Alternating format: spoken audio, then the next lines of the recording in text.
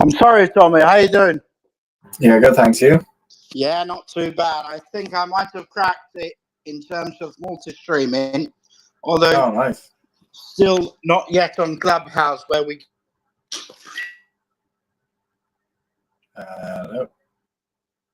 YouTube and Instagram. And I was trying to get the bleeding thing to go on TikTok, but somehow I still haven't managed to crack it.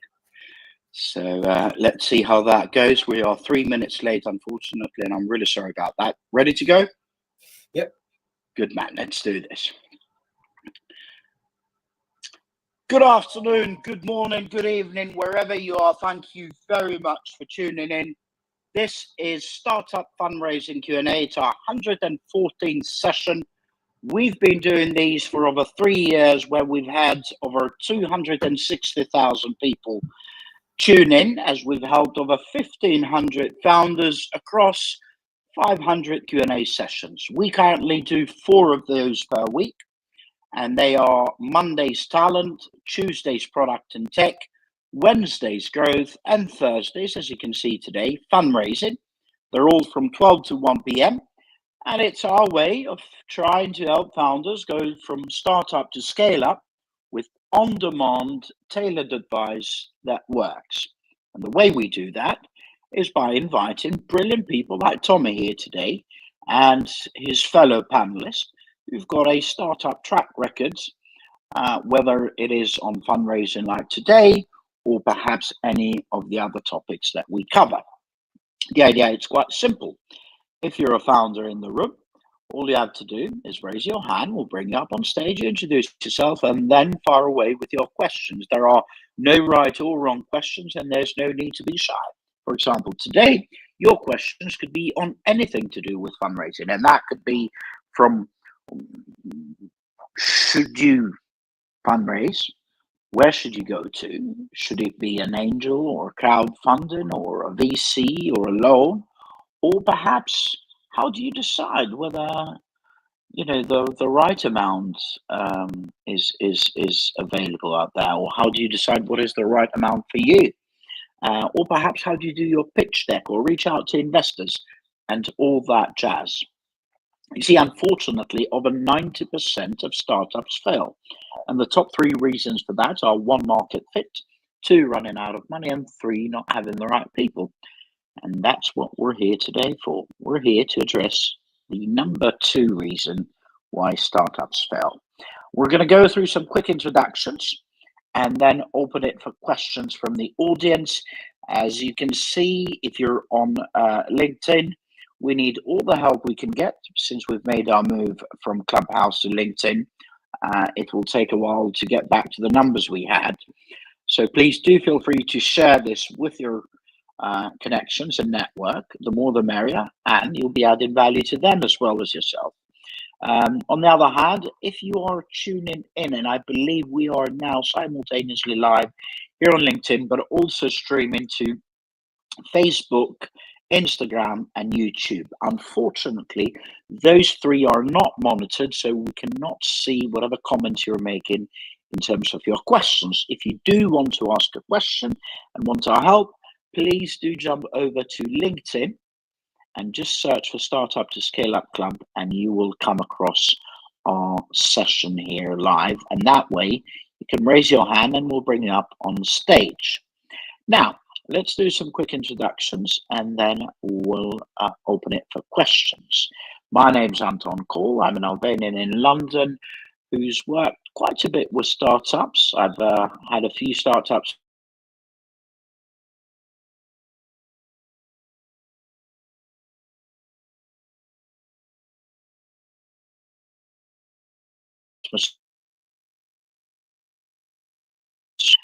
follow a few other startups, and especially lately, I've been doing quite a bit of work helping family offices and investors with their due diligence and assessment.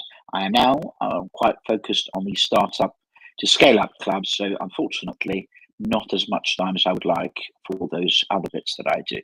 And without further ado, let's pass it on to Tommy. Thanks, Anton. My name's Tommy, and I'm a senior advisor at the Growth Stage. So the Growth Stage is a capital raising platform, and as the name gives away, we are focused on businesses that are in that growth stage, so scaling up. Typically, that means they are raising a Series B round or later. So when a company's looking to raise, say, somewhere in the around $20 million or above, right up into, much later rounds, whether that's C, D, E, pre-IPO rounds, that's where we come in and support and connect them with institutional investors. And then I also am a mentor at Founder Institute, where I am supporting much earlier stage founders in the earlier steps of their journey. So delighted to be here, and hopefully can offer some insights and answers to your questions.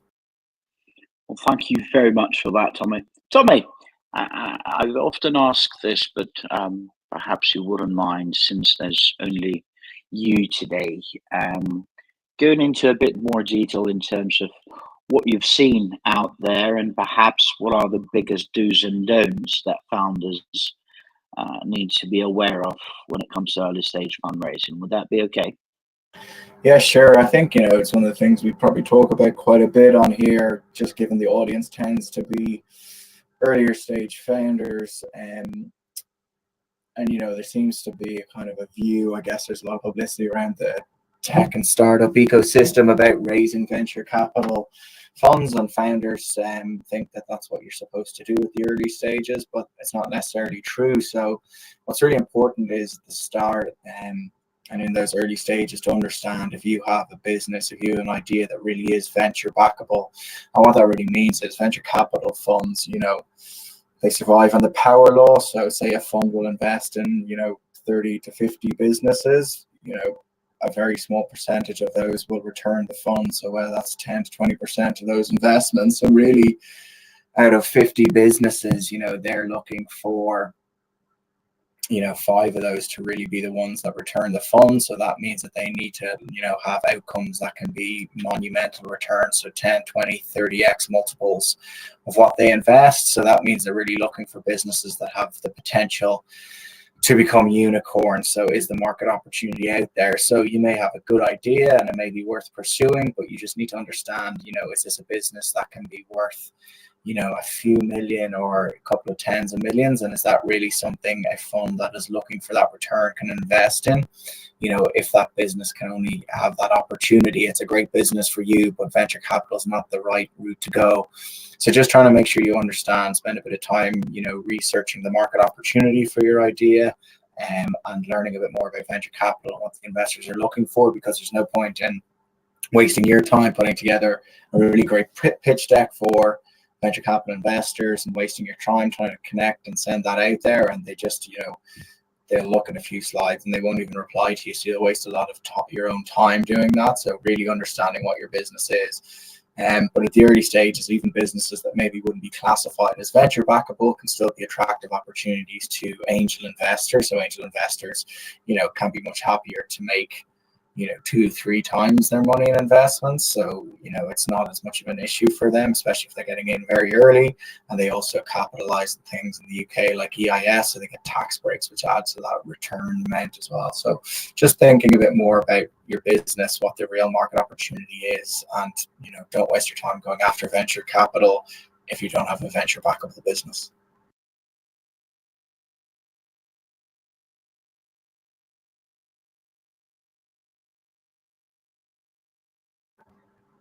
I think you're on mute, Anton. Nope, I'm back now. Can you hear me? Yeah, can hear you now, yeah.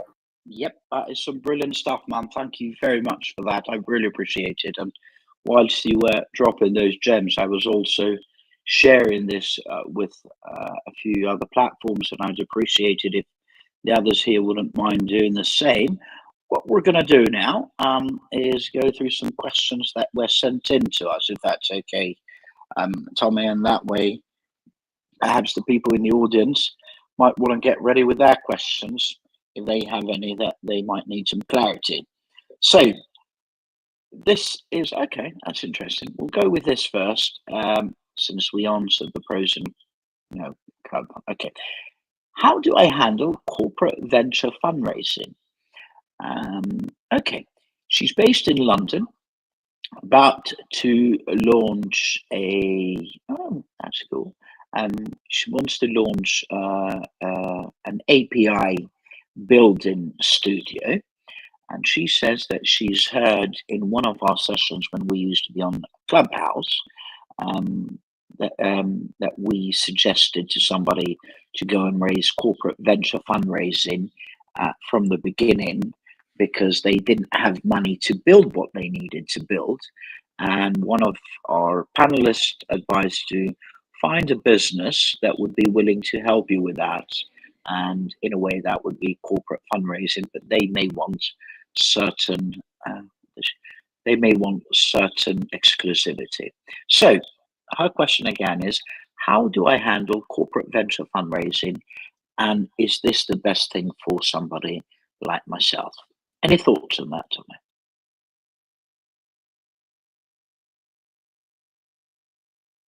Sorry, just looking for the mute button there. Yeah, so corporate venture capital is, there's two sides of it to think about. So one, it is a really good idea. It can be very useful to early stage startups.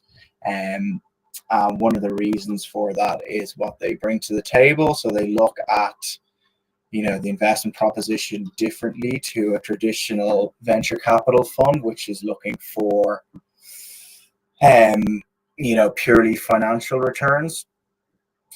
So they're looking typically more for, they have strategic interest beyond those financial returns. So CVCs, corporate venture capitals, are often looking for things like access to innovation or new markets, or if they're, something that's complementing their core business activities. And in return, they can also offer access to their networks, their customer bases, and they can act as distribution channels. And they can offer R&D resources, expertise, so all those types of things that you can't necessarily get from just a traditional venture capital fund. And they can often have a much longer term investment horizon, so they're not necessarily, desperate to get an exit within the same 5 to 8 year time frame that a venture capital fund might be looking for, because typically the investments are a small portion of, the revenues that overall business is generating. So those are the benefits of it. It's really useful to have it. The things to be cautious about are giving away too much control to corporate investors.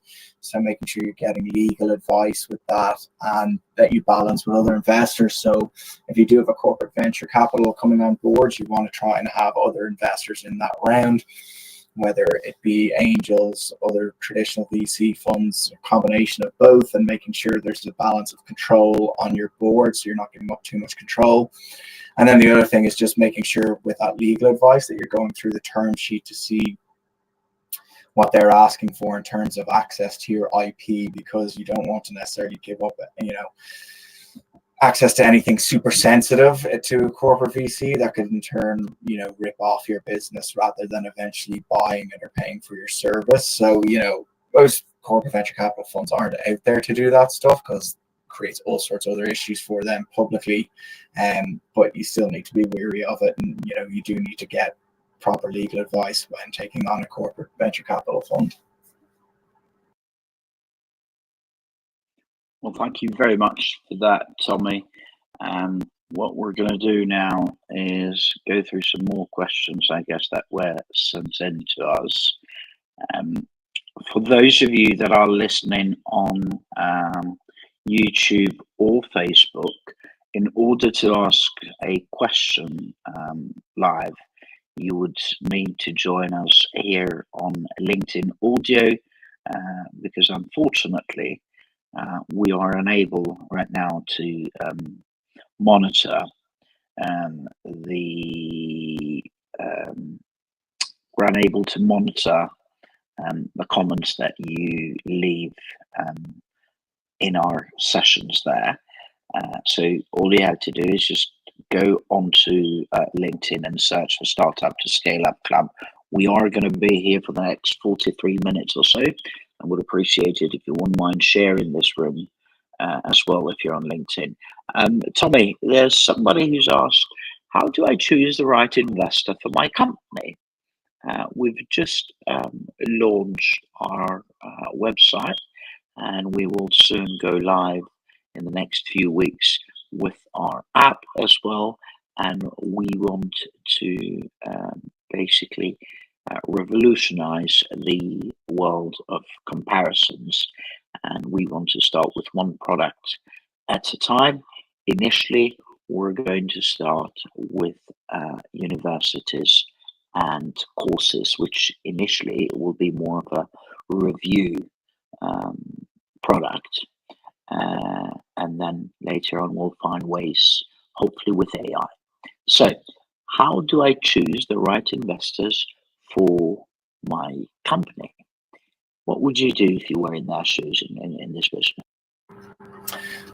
So in their shoes, I would say really they should be looking for angel investors. I think at this earliest stage for, what is essentially just a comparison website, and there's lots of those out there, it's not going to be of interest to venture capital, certainly at this stage, and really it kind of depends what the market opportunity is out there.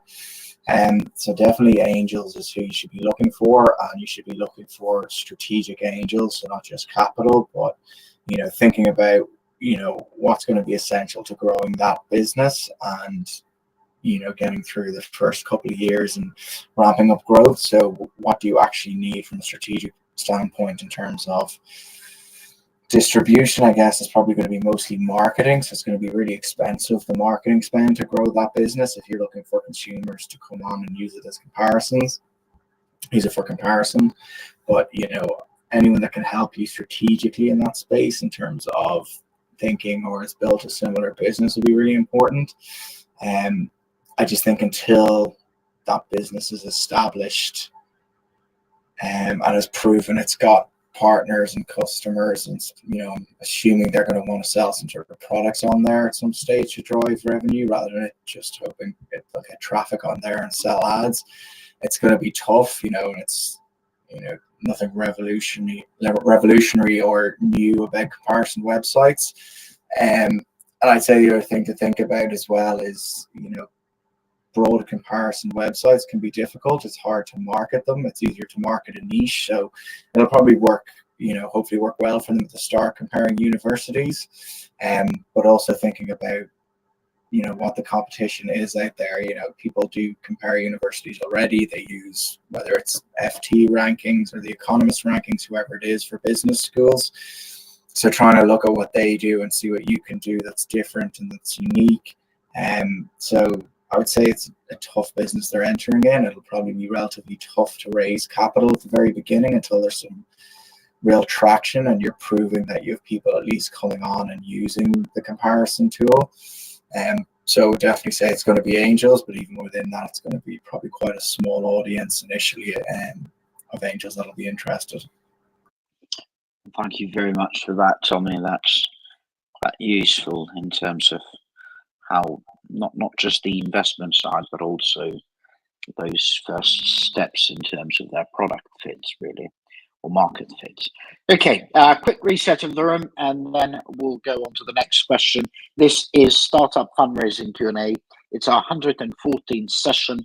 We've been doing these over 3 years now, where we've had over 260,000 people join us. We used to host on Clubhouse. We're now here on LinkedIn.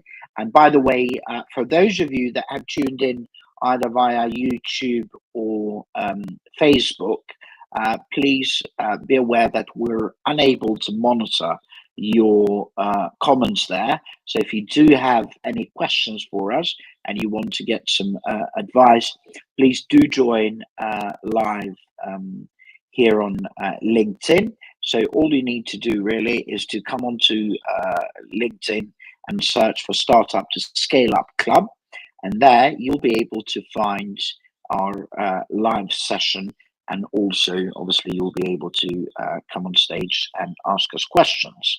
Today's questions can be on anything to do with your fundraising journey, whether it's your pitch deck or due diligence, or how much should you ask for, or what is your valuation, or perhaps who's the right investor for you, and all that jazz. There are no right or wrong questions, and there's no need to be shy. It's a learning curve for us all.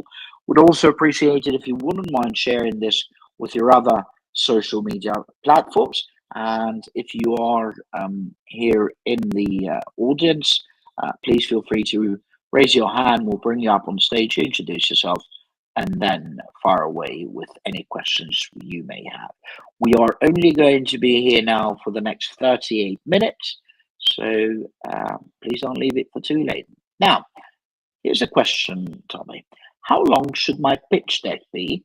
And do you have any other advice for me on that? I'm working on a, okay, interesting. I'm working on a platform that will help local authorities reach out to their what? Constituents. Well, it's not constituents, but anyway, to people that live there. So they want to reach out to, they want to help local authorities to reach out to their constituents, but I'm assuming she means the people that live in that local authority, and also give an opportunity to people in that local authority to make complaints or review the services anonymously. That's interesting. And the question again is, how long should my pitch deck be? And do you have any advice on how I can do it? Yeah, so I'm not really sure I get what the business is exactly. To be honest with you, neither am I. But from what I can see here, my assumption is that almost like a communication or a forum where people can go in and say, right, you know, this is the service I had today from the council. I was unhappy, or I was happy. And then on the other hand, if the council wants to communicate something to those people, they send a message and reaches out to them. That's only an assumption, and which is why I'm not a fan of these people just sending in questions. I don't really understand what the business is. I mean, my council reaches out to me by email when it needs to, so, and I guess there's review sites and stuff, so I don't really understand the business so well, and I don't understand, you know, it doesn't sound like something that would certainly be appealing to VCs or to angels, so I don't know if the pitch deck is for government funding. So I mean, if it's government, let's skip it. But if it was for a capital raise for a tech business, it would, you know, I'd say 8 to 10 slides is loads. You want to make sure you're covering, you know, what the problem is you're solving, you know, either why it hasn't been solved or why your solution is better than the others. So making sure you're including stuff on competitors in there, not dodging that, because people will rip that apart. And then, you know, some financial projections, you know, basing that around potential market opportunity. But there's plenty online if you just Google templates for pitch decks. But yeah, I'm not really sure in this context exactly what the business is or what they need. No, man, I hear you. Don't worry about it. Well, this session is being recorded. You'll be able to find the recording on YouTube and Facebook at least. I think we might be live on Instagram as well. But either way, if you do listen to this recording and you still want advice on your pitch deck, please do join us live next Thursday, and we'd be more than happy to go through it and help you with ideas on your pitch deck. Right here, we've got Andrew on stage with us. Please introduce yourself, Andrew, and welcome back, by the way. Thank you for joining us again today.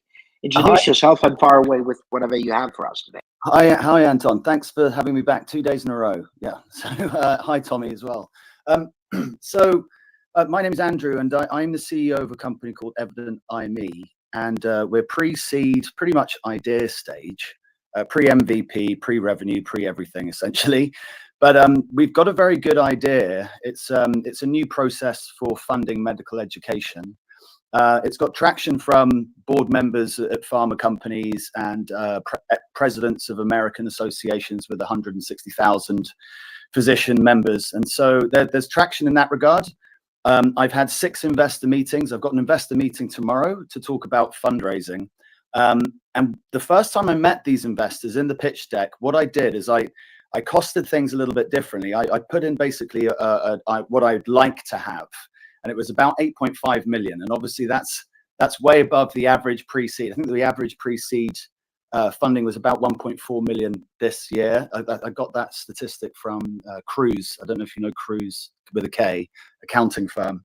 So that's kind of accurate. I suppose that's a good ask. But my question is that obviously I've got these meetings coming up, and they have my financials, they have my business plan and everything like that. I ideally would like more. And I think the argument is that because the solution I'm creating is quite complicated, there's multiple dashboards, there's artificial intelligence, there's an API for connecting data to electronic health records and vice versa and things like that. And the cost which I've been quoted to actually develop this is a lot higher. We're talking in the sort of, you know, 500 to 600,000 pounds. So the question is, if I was to ask for more, knowing that the more I ask for, the more successful or the more likely it's going to be successful, or do I go in and say, look, well, let's just get the investment in, start the business, build an MVP, which is going to be expensive anyway, and then say, okay, well, let's do that first, and then maybe do a clickable prototype and try and pre-sell it. So this is the arguments I'm sort of swaying between. And I suppose the final question is, how much lenience should I have in terms of what the investor suggests, and should I even be like giving options? Really, I think the question is, should I be flexible with how the business should be funded? Thank you very much for that, Andrew. Tommy, do you want to go first?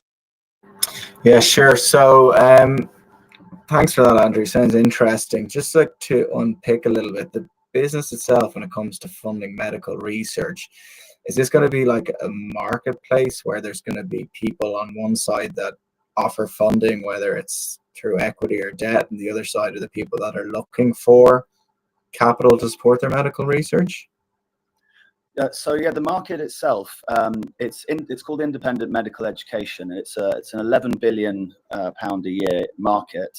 Traditionally, pharma companies, it's illegal for pharma companies to educate doctors directly. So they give grant-funded support to third-party medical education providers. So what I've done is invented a software as a solution, which is essentially a B2B, so pharma to Evident 𝗦𝘗 to the non-profits, which would be the medical affairs partners, and then to the healthcare professionals. So the benefit of doing it that way is that the cost for 1 hour of CME, accredited medical education, today is about £140,000 per hour.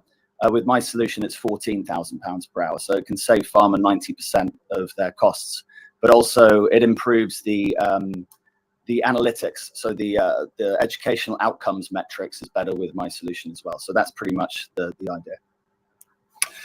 Okay, cool. So it sounds like, you know, you said you've already got some traction speaking to people that are interested. I think what would help with the fundraising, if it's possible, and you have to forgive my ignorance because I don't know this space super well, but if you could go out to some of the possible funders of the research that would be on the platform, pitch the idea to them and get, you know, some sort of, you know, if you can get like a letter of intent or anything signed off that they say, you know, a platform, if you can build it the way you've pitched it, would be something really useful for them, and they would certainly be interested in exploring how they can use it to find research to fund.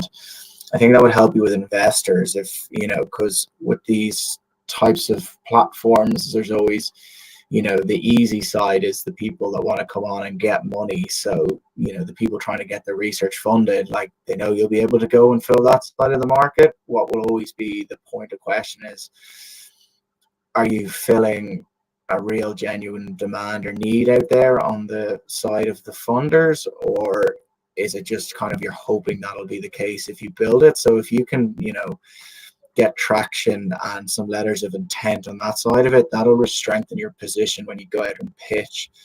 In terms of the amount of funding, like, I guess, you know, the more you raise, you know, at pre-seed, like, you're going to take some heavy dilution if you have to raise a lot of capital.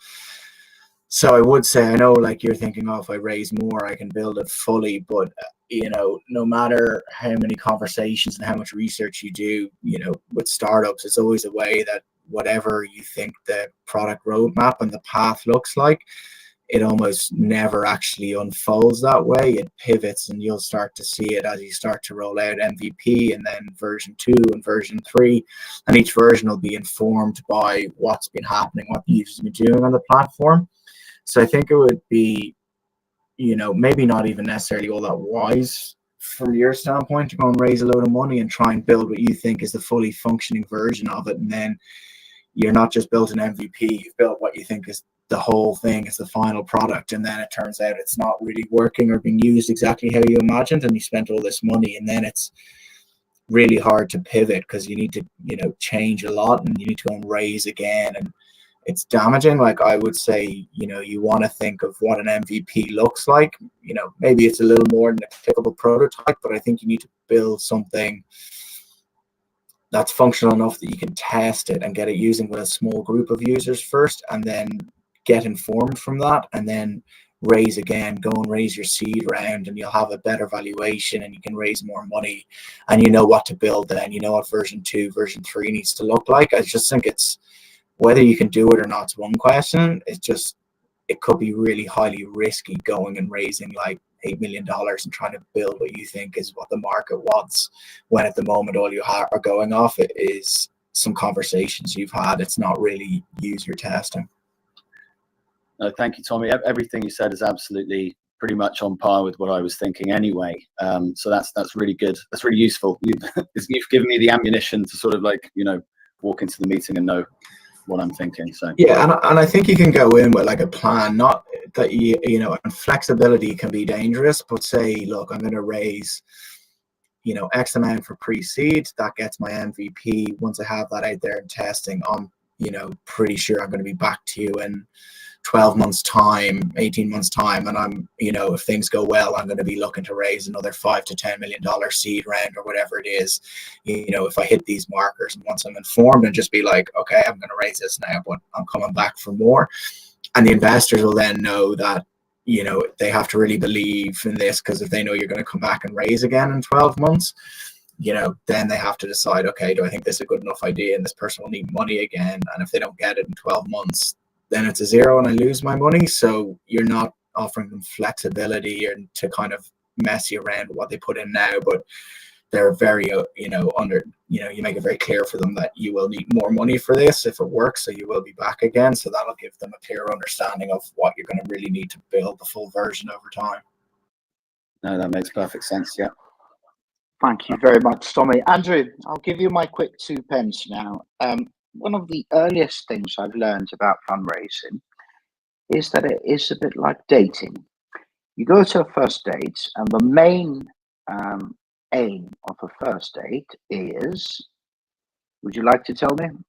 What is the main aim of a first date in your view? Well, to see how we get on. Everyone I've spoken to, we get on really well, and I think we've already passed that first date because we've had meetings. That's part of it. The main aim of a first date, I would say, is to get a second date, right? If you do get on. Yeah, you're right. So, and that is fundraising.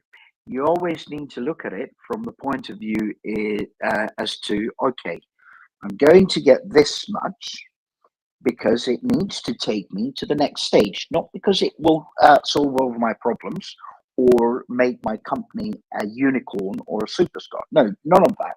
There's only one reason, and one reason only. And that is because I am not able to fund it myself, whether because I don't have money in the bank, or I'm not a lucky sperm, or whatever that may be. I need enough money to take me to the next stage.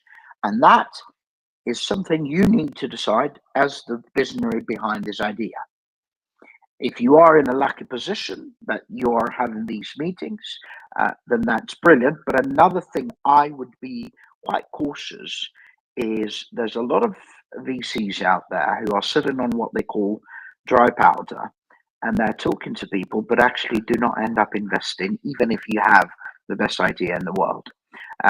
One, because some associate or analyst wants to show to their bosses that, you know, they're doing sourcing and deal flow and all that jazz out there, and they want to justify that, you know, they're working hard and they've spoken to XYZ founders. I see that happening too. So my advice would be to these potential meetings that you're going to have, find out from them, you know, at what stage is their fund, how much extra funding have they got, and all that stuff. But two things that are really important. One, again, echoing what Tommy said as well, but going back to that, taking you to the next stage. What is it that you need right now to go to the next stage? And that's how much you should ask for. And two, in terms of time frame, in general, it used to be between a year to a year and a half in terms of runway. At the moment, I think it's a wise thing to look for around 2 years, not to do much, but to keep the lights on. So at the moment, again, it used to be 3 to 6 months to raise a round. At the moment, from what I can see, is at least 6 months to a year. And two more really important, well, three, I'll give you three really crucial data. Number one, the lady that founded Canva, she ended up having over 100 investor meetings. That's not just reaching out to investors. Having actual meetings takes, you know, just one meeting you've got to speak to and reach out to probably to tons of investors to eventually have one meeting. Poor girl had over 100 meetings, and eventually all of the others said no. Eventually one said yes.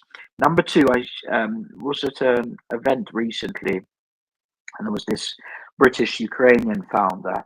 She said she had spoken to something like over 400 investors before she managed to get her first investment. And last but not least, one of our panelists that used to join us here is now a partner in a VC firm. I remember him telling me that for the last fund that they structured, he got in touch with over 6,000 LPs. LPs are what they call limited partners, so the people that give money to VCs to funding you. The point I'm trying to make is that the market is really bad. And it always has been like that in a way, but now I think it's much slower than before. So my advice is be extremely precise as to what you need the money for and explain it to them. But what you should try and aim to do is for them to be very clear about you needing this money to get to that next stage, so that eventually within 5 to maximum 10 years, they will be able to make at least 33 times as much as they're investing in you now. I hope that helps, Andrew. No, that's really useful, Anton. Thank you. I've been seeing some statistics, and I mentioned it before, but Crowdfunding consulting.com. There's some really good statistics for 2024 pre-seed funding, and the average pre-seed valuation is going up, and the amount of pre-seed funding is going up. It's just the larger amounts going to it's basically diluted because there's more investment opportunities. So I agree that to get to the top is difficult, and you know, and it's a numbers game, of course. I 100% agree with you.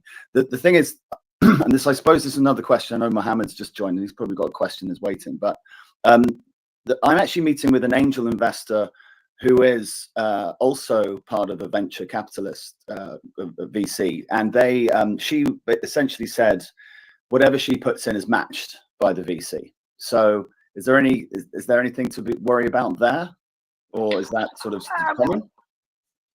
That is not the most. I don't see that happening much, to be honest with you, because a VC is a VC. But she might have some kind of relationship with them, and that's a different story. But I don't think. I don't know. What would you reckon, Tommy? Do you see much of this happen? Because I you know, actually being an employee or a partner or whatever role they have in a VC, and then to also act as an angel and invest both ways. I haven't seen that much. Actually, I can't think of any. Yeah, I think I do know quite a few people that work in VC funds that invest in angels as angels as well. No, I mean to invest in the same business as angel and as VC. I think, you know, it's possible. I just guess typically what happens is most of the VC funds, when they raise from their LPs, it'll be in all the documents that are signed in the LP agreements, what the fund partners or principals or whoever it be can do. So it'll also come down to, once the VC fund has gotten the allocation they want, if there's still allocation left in that round and somebody wants to invest in a personal capacity, they are able to do that, I think, in a lot of cases, maybe not all, but I don't think it's bad in terms of signaling. It's pretty good if you can see people want to invest, but it's just got to make sure you don't muddy the water between the allocation for the fund and what people are doing in a personal capacity. So just making sure there's clear lines there. But it's not, I guess, I'm not sure how common it is. I know it happens, but maybe it's not super common. Yeah, sorry, maybe I wasn't clear, or it was a bit confusing. So the angel is part of the VC, but she wants, if the discussion we've been having is if she invests as an angel, she wants to prepare the business for presentation to the VC, if that makes sense. Fair enough. Yeah, this does happen. Would the VC invest in the same round, or would this be for a later round? Sorry, yeah, different round. Yeah, that is kind of common. So like a lot of the funds that invest, particularly growth funds, a lot of the people that work there invest as angels in early stage stuff, and it's actually quite a positive thing for funds because it increases their access to businesses and stuff if they're already invested from an early stage. I know the growth funds certainly like doing it, and they actively do it.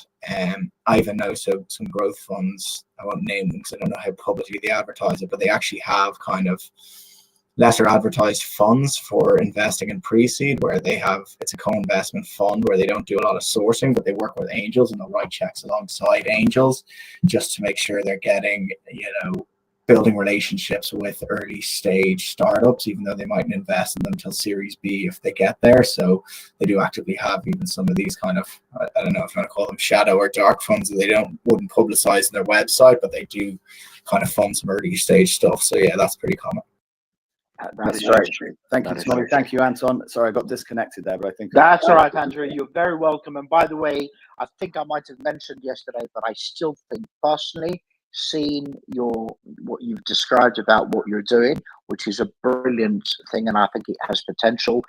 I personally think you will go way, way further if you actually manage to get into some kind of accelerator, because the opportunity that you get there to build, especially if it's like a university accelerator, they've got labs and all this power, or something like Innovate UK, or one of the NHS accelerators, or one of the university hospitals, you could really make some serious damage in a good way, that is. Yeah, that's exactly what we're discussing, actually. And I really would focus on doing that, maybe alongside of finding an angel. I think I might have mentioned that as well yesterday. Finding an angel that has been through that journey themselves, i.e. they might have had a company, they sold that, and now they have time and money and connections. That is absolute gold if you can find somebody like that. Another kind of cheeky way to go about it, to finding those people that I found, is to make a list and initially ask them to be advisors rather than investors. And that way you can kind of measure their heartbeats and see if this is the right thing. Now that's a really good piece of advice, Anton. Yeah, didn't think of that. Very good. No worries. Best of luck. And if you found any value in this, please share this with your network, if that's all right, Andrew. And feel free to join us again. Would love to hear on your progress, because I think you're working on something really good. Thanks, Anton. I definitely will be back. Yeah, thanks. Best of luck. Thanks a lot for that. Right. Just before we go to Mohammed and then Anna quickly, Tommy, there's somebody listening via YouTube who can't join us live here on LinkedIn. And hang on a second. Where is her question? It's in the comments there, you can see it, but she wants to know, we're creating an e-commerce platform on all things healthy, brackets, products, services, etc. Any guidance on when is the right time to raise funding, brackets, strategic angels to start with, perhaps? And then she also goes on to say, is it good to show some solid revenues and market demand beforehand? Any thoughts on this, buddy? Yeah, I would say, if you can get some solid revenue before going even to strategic angels, you need to try and go and do that. e-commerce is a difficult space to raise money now. It's a difficult space to start up and compete, and there's not many VC funds still looking to invest in e-commerce. So, there's plenty of health platforms out there. So I think it's something you can potentially build like a nice, what they call, I don't like the term lifestyle business, but certainly a business that you can make good money from yourself. It's just going to be difficult to really get, buy-in from venture capital funds. And I would say if you want angel investment, probably, unless you have friends and family and people that you can get to invest, it's going to be hard from, a wider angel perspective. So I just think about how you can get it up and running and get revenue yourself. And then once you have revenue, maybe go after angels. But yeah, e-commerce is a saturated market now when it comes to competing, and it will be very difficult unless it becomes massive to raise any kind of venture capital money at any stage, I would suspect. I absolutely echo that, especially with e-commerce at the moment. Being on health, one thing you might be able to do, depending what country or jurisdiction you are, but if you are part of the EU, there are a lot of grants out there that are there to help people from an ESG perspective. So you might be able to get some grants just to help you kind of get to the next stage, i.e. maybe help you with some accelerators that will get you some partners and so on. But at this stage, unless you've got friends and family who are willing to give you money to go to the next stage, the only other thing that I could say is perhaps find some kind of partnerships. Maybe you might have I don't know, a brand out there who's got certain products and they're willing to sponsor you to ship those products. But one thing I can say is this is the kind of business that you would need to spend a lot of money advertising and getting to consumers. And it's also something you can't really do by just getting somebody else, unless you have loads of money to pay them a salary. So it needs a lot of work. It needs a lot of paid ads and partnerships to get to the next stage. It's not impossible. It's very much doable. Just that you've got to be aware of, of the hurdles along the way. Yes, Tom. Yeah, just to add, when you're thinking about the partnerships, you just need to be mindful that the products you're going to list on there, typically those products are going to be selling direct to consumer themselves, and that's where all their advertising spend will be. So whilst they might be happy to have their products listed on your e-commerce site, they're not going to be spending any money or driving traffic to your site, and they'll effectively make less money by selling on your site because they'll be giving some of their margin away to you in transaction fees or whatever it is. So whilst you may be able to get brands on there, they're not going to help you drive traffic. So you will need to spend a lot of money on the marketing side to actually draw customers on there to use the platform to buy what they're looking for. So don't underestimate that. Just, investors will be wary of that, sophisticated ones as well, that just because you've traction in terms of businesses wanting to list products, they'll know that's not necessarily going to drive traffic to your website. And those products, whilst they're on there, are actually your competition because they're trying to get consumers to go directly to their website and transact directly with them, so they fully own the relationships.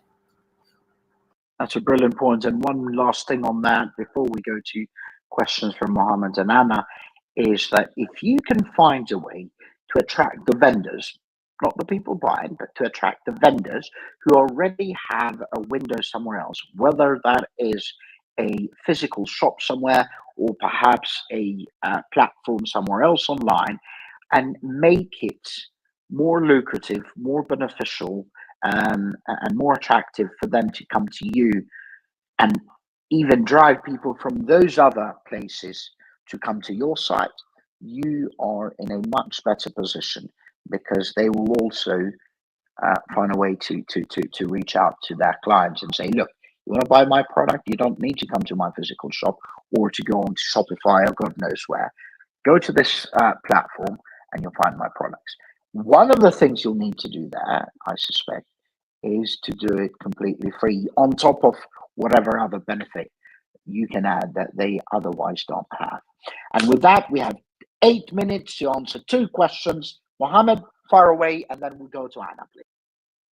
Hello, everyone. I'll try to be as quick as possible. Actually, my question is I've Introduction been listening. first, please, Mohammed. Yes. Hello, everyone. My name is Mohammed. I'm the founder of a company called 𝗦𝘁𝗿 𝗙𝗂. We are specialized on infrastructure for decentralized applications. And I've been trying to focus on raising funds lately. I enjoy listening to you guys. So I've heard something that I've seen a lot of like rounds during the investment rounds. So do we decide how many rounds do we want, or is there a structure that we have to follow? Like it has to be this way, or do we just decide we need 3 rounds or 2 rounds? That's a question. Mohammed, thank you very much for that, and thank you for being a constant supporter of ours and joining our sessions. And well done on 𝗦𝘁𝗿 𝗙𝗂, by the way. How long is a piece of string? That's the best way we can describe this. There isn't anything that decides that. It's pretty much your needs and the market. I.e., you know, if you've just raised. So traditionally, what I've seen is a lot of startups, they would do 1 round now, and then depending on the need they had, they would do another one 2 years after, and so on. I'm actually now seeing more and more founders doing a big round and then doing follow-up raises where another investor goes in and says, you know what, I know you've raised whatever you wanted and whatever you agreed, but I would love to get in on the action. Can I now invest this much? And I'm seeing quite a few people are doing that more than it was before. But personally, I think it's a bit of a headache to do all these follow-up raises. So it's better to stick to the traditional sort of rounds. You raise now, you see what happens in 2 years, and then if you need either for marketing or extra development or whatever it may be, then you go on to that. What do you reckon, Tommy?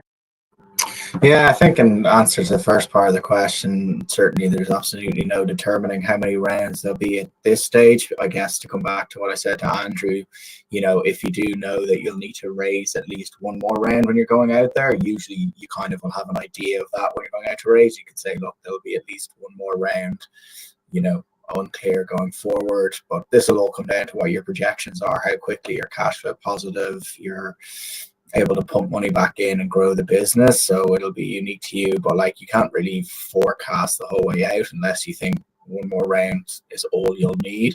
So I wouldn't worry too much about that. But again, you can tell investors, look, we'll definitely need at least 1 more round if that's the case.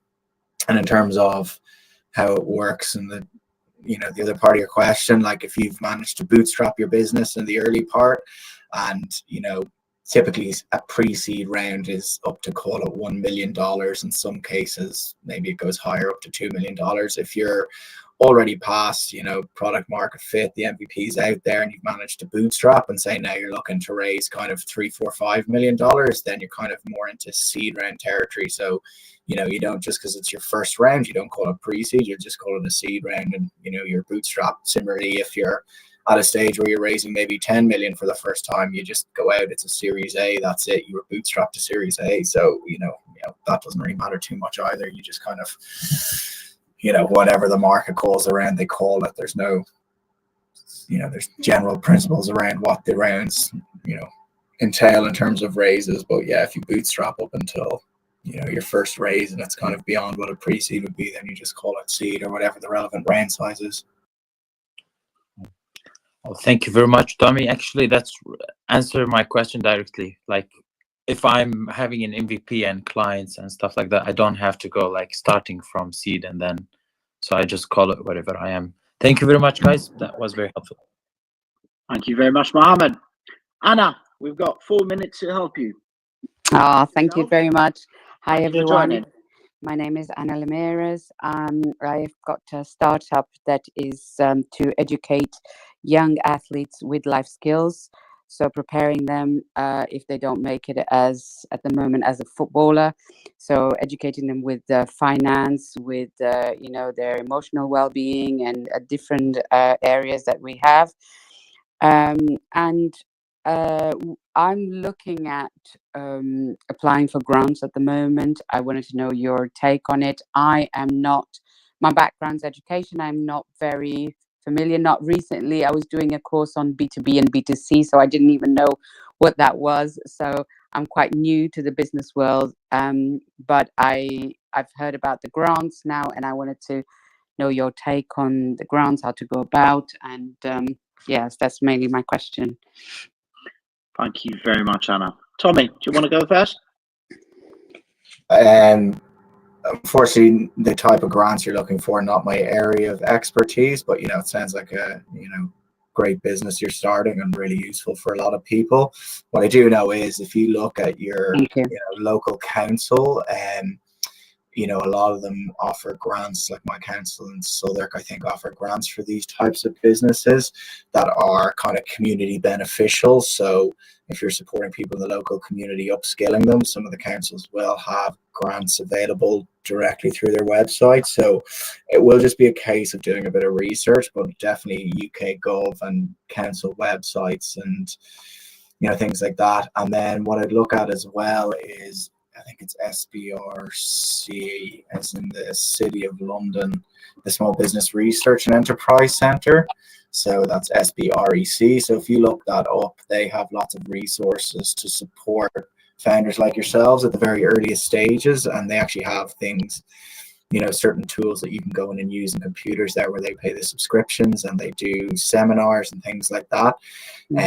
So I would definitely look into that and seeing what support they can offer. And beyond support, they will actually be able to guide you on some of the grants and loans that might be available to a business like you at the early stage. So definitely look into that. I don't know where you're based, but if you can do some of the in-person stuff in the City of London as well, it's worth doing. But yeah, just Google SBREC and you'll find that, and that should be pretty helpful for you. Thank you. Thank you very much, Tommy. Anna, can I ask you, where are you based? I'm based in South London. South London. Okay. Totally agree with Tommy. Go to your local authority. Also have a look at Grow London Local. Okay. And then also SBREC, which is in the City of London. And then on top of that, there's a few things I would definitely go to. There's quite a few granting sort of organizations out there, things like even Big Issue, Unlimited, and a few other some philanthropic ones as well. But I would also look at two things. One, Innovate UK, definitely find a way to get in touch with them. And two, I would look at sports organizations.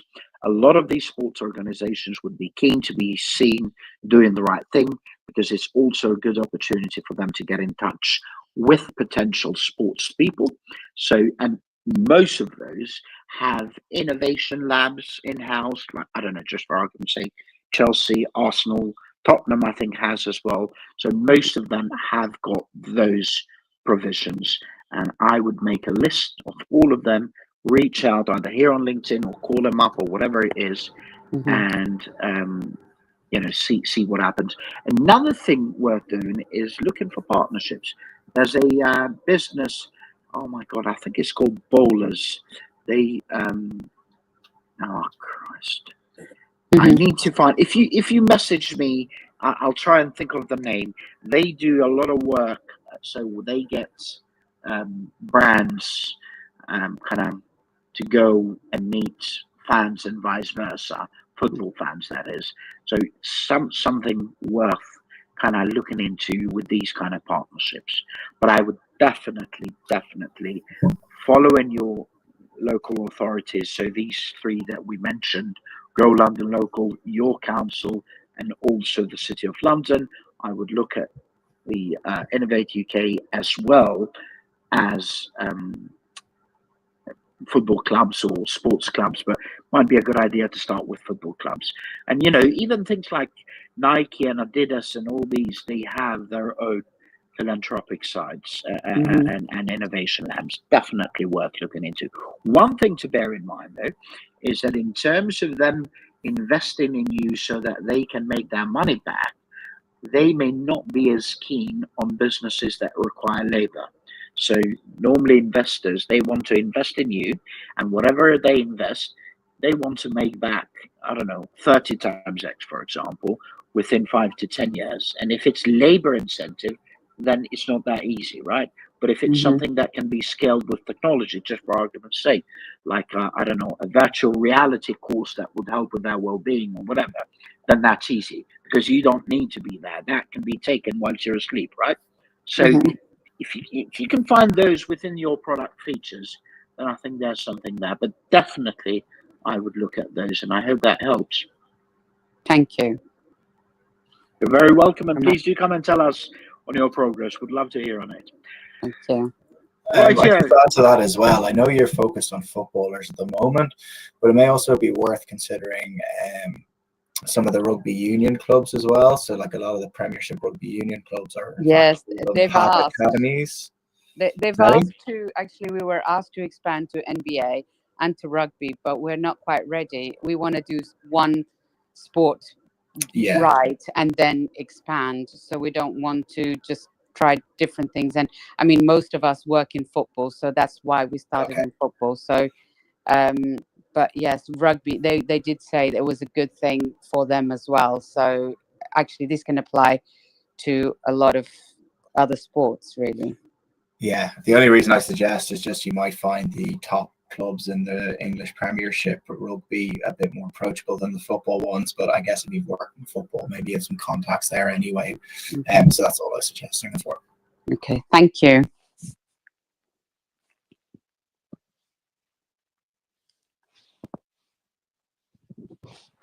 Hello. Can you hear me, Tommy? Hello. Yeah, can hear you again now. Hello. Tommy, can you hear me? Yeah, can hear you now. Yes, we can. Do you have any parting words for us, buddy? No, just thanks everyone for the questions that came up, and if you do come back again, please don't be shy about putting your hand up earlier, so we're not rushing to get questions in at the end. But yeah, thanks for coming up, and best of luck to you all. Thank you very much, Tommy, and best of luck indeed. Thank you for your time. Thank you, Anna. Thank you for your time and input. Thank you, Mohammed. Just a quick reminder to everybody, especially those of you listening on YouTube or Facebook or Instagram. This was our 114th Startup Fundraising Q&A. We do 4 sessions per week: Mondays Talent, Tuesdays Product and Tech, Wednesdays Growth, and Thursdays Fundraising. They're all from 12 to 1 p.m. UK time. Please do feel free to join us there. If you do want to ask questions, though, it's better if you join us here on LinkedIn live, where we can go through your startup. On the other hand, just remember, the startup journey can be both exciting but also quite challenging. So try to have some fun in the meantime and be kind to yourself and everyone else. Otherwise, huge thanks for joining us. Check us out on startuptoscaleup.club. And also, if you are either UK-based founder or an EU-based founder, and you have already incorporated your business, we have just launched 2 very highly curated WhatsApp groups, one for the UK and one for EU founders. And if you'd like to be part of that peer-to-peer community, reach out to me on LinkedIn, and I will see if you're a good fit and approve you to join if you'd like. Otherwise, thanks again. God bless you all. Have a great weekend, and bye-bye for now.